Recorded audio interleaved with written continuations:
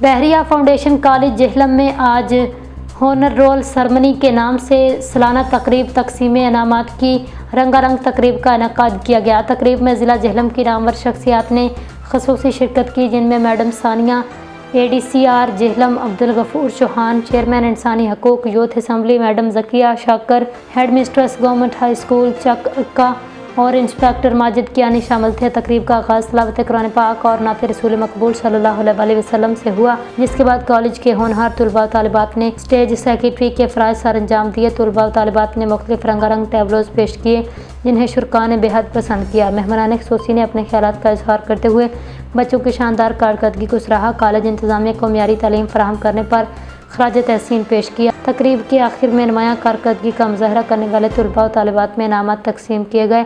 بحریہ foundation college کی یہ تقریب جہلم میں تعلیمی سرگرمیوں کے فروغ کی ایک روشن مثال بن کر سامنے آئی۔